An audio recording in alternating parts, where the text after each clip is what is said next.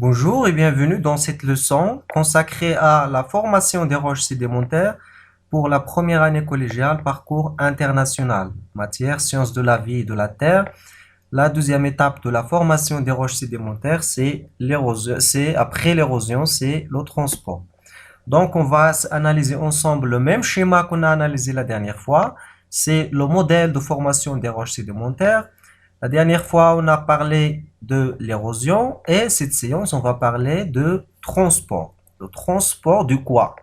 C'est le transport des produits de l'érosion. On a dit que l'érosion donne un résultat qui est les produits de l'érosion. On va voir sur ce schéma-là, les produits de l'érosion, on les a classés en éléments détritiques issus de l'érosion mécanique et en éléments dissous issus de l'érosion chimique.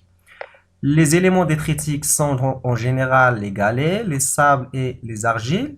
La différence là, c'est la taille des particules. Et les éléments dissous, c'est par exemple les sels, les calcaires qui sont dissous dans l'eau. On va commencer par le transport des produits de l'érosion par le premier agent de transport, c'est l'eau. Et le premier mode de transport par l'eau, c'est à l'état solide. On va comparer le WED en période normale et en période décrue. On va prendre un exemple, c'est le WED Tudra pendant des crues. Donc voilà le WED Tudra, situé dans les gorges de Tudra. C'est une rivière permanente et là, pendant les périodes de précipitation, on voit des crues qui ne sont pas normales.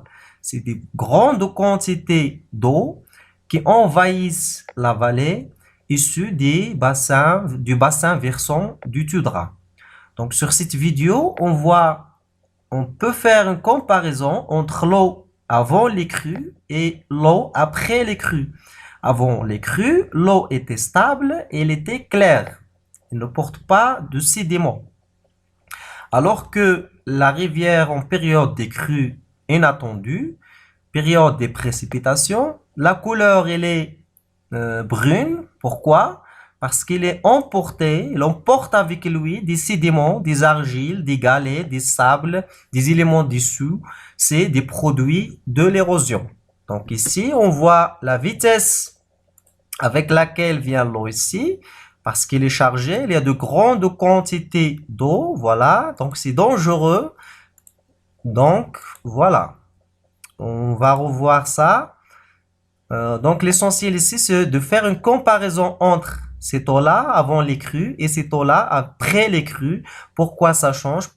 Pourquoi elle est violente? Tout d'abord parce qu'il y a une grande quantité d'eau et en plus, il est chargé de particules qui rend cette eau très violente. Voilà. On revient à notre mouton, si vous voulez. Voilà. Le transport par l'eau à l'état solide. Là, c'est la même rivière de Ouattudra. On voit là l'érosion qu'on a vu la dernière fois. L'érosion par les eaux courantes, les inondations et l'eau, elle est chargée de particules. C'est pourquoi elle change de couleur et elle devient violent. Là, c'est une autre rivière. Lui aussi, elle est chargée de particules. C'est en période d'inondation. Elle est violente. Elle a changé de couleur. Voilà. D'après toutes ces observations, on va élaborer un modèle. C'est un modèle qu'on élabore en classe. Ce modèle, il est réalisable en classe. Je le réalise évidemment avec mes élèves. Explique les modes de transport par les eaux courantes. Ce modèle-là, on prend des sédiments hétérogènes et on les applique à des quantités d'eau dans le haut et on voit le transport des sédiments. Si on augmente la quantité et la force de l'eau, les grandes particules seront transportées. Sinon, il n'y aura transport que de petites particules. Cela, on va l'expliquer par le diagramme de Hullstrom. C'est un diagramme connu. Il donne l'effet de la variation de vitesse des eaux courantes et du diamètre des particules sur le comportement des sédiments. Par exemple, si on prend une particule de 10 mm, 10 mm et la vitesse de courant elle est de 1 cm par seconde. Cette particule elle sera déposée. Elle ne sera pas transportée. Pour qu'elle soit transportée, il faut diminuer le diamètre ou bien augmenter la vitesse pour tomber sur le champ bleu, c'est le champ de transport. Et en plus, si on augmente plus loin la vitesse, on tombe sur l'érosion. C'est un diagramme très simple. Il nous donne ici les argiles, les silts, les sables, les graviers, les galets, les blocs. C'est tous les produits de l'érosion, bien évidemment de l'érosion détritique. Donc, comme un bilan, les matériaux arrachés des roches sont transportés par l'eau par 4 modes. Ces 4 modes sont le roulement. Le roulement, c'est pour les galets, c'est-à-dire les particules de grande taille avec un grand diamètre. Le glissement, si on diminue le diamètre, les particules sont transportées par glissement au fond de la rivière. Par saltation, c'est-à-dire comme ça, pour les particules à diamètre modéré, et pour les petites particules, c'est-à-dire les silts et les argiles, ils sont transportés en suspension, comme on voit ici. On passe au deuxième mode de transport par l'eau, c'est à l'état dissous. On va effectuer une manipulation toujours réalisable en classe, dissoudre du sel dans l'eau ou bien des calcaires dans de l'eau acide. Pour l'exemple des sels, l'équation est la suivante. NaCl, c'est le sel gemme, le sel qu'on utilise dans la cuisine. Il est dissous de l'eau pour donner Na+, et Cl-. C'est des ions Na+, et les ions Cl-. Pour les calcaires, ils sont dissous dans l'eau. Et dans la nature, ils sont dissous dans l'acide.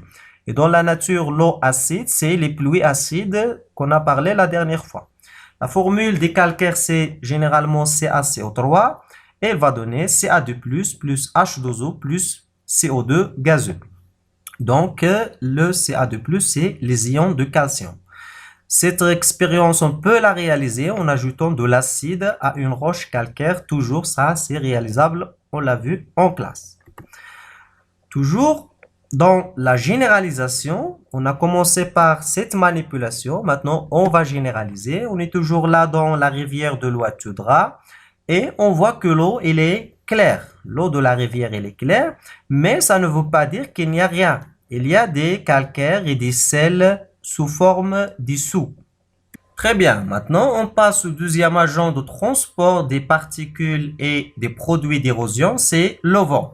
On commence par ces observations. Là, la première photo à droite, c'est un milieu désertique, c'est le désert. Et à gauche, c'est un milieu côtier, à côté de la mer. Le vent se lève et accumule le sable contre un obstacle.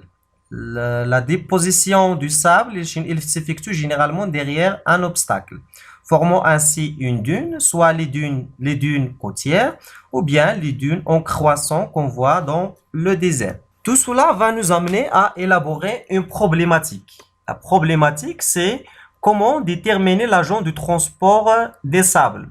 On a entre les mains un échantillon de sable. Comment savoir quel est l'agent de transport de ce sable? Et pour cela, on va analyser microscopiquement, c'est-à-dire à la loupe binoculaire, du sable. C'est une observation à la loupe binoculaire. La loupe binoculaire, on la connaît, c'est un matériel de grossissement qu'on utilise généralement en travaux pratiques des sciences de la vie et de la terre. Pour cela, nous aurons besoin d'un échantillon de sable et ce sable doit être lavé afin d'éliminer les silts, il manque ici un L, afin d'éliminer les silts et les argiles. Et ne laisser que les grains de sable, c'est-à-dire parmi d'autres les grains de quartz. Après cette observation, on obtiendra les résultats suivants. Cette expérience, on peut la réaliser en classe s'il y a un nombre suffisant de loupes binoculaires et on va observer peut-être sur le même échantillon de sable, mais en proportions variées, les non usés. On voit bien que ces particules-là, elles présentent des angles, on les appelle non usés. Ça reflète un transport faible, c'est-à-dire à courte distance. On voit aussi des grains émoussés luisants. Ils sont émoussés et ils brillent. Ils sont luisants. Ça indique toujours, ou bien généralement, un transport hydrique, c'est-à-dire un transport par l'eau. On voit bien aussi des particules rondes, mais elles ne sont pas luisantes. Ils ne brillent pas, on les appelle des grains ronds et ça indique généralement un transport éolien ou bien un transport par le vent. Comme analyse de transport des produits de l'érosion, on a deux types de transport selon les éléments transportés. Pour les éléments détritiques, c'est-à-dire les galets, les sables et les argiles, ils sont transportés par le vent et par l'eau. Les éléments dissous, c'est-à-dire les sels et les calcaires, ils sont transportés seulement par l'eau. Ils ne sont pas transportés par le vent. Donc, cela nous amène à poser la question suivante qui va nous ouvrir la porte vers la troisième étape de formation des roches sédimentaires. C'est qu'arrive-t-il aux produits de l'érosion après le transport?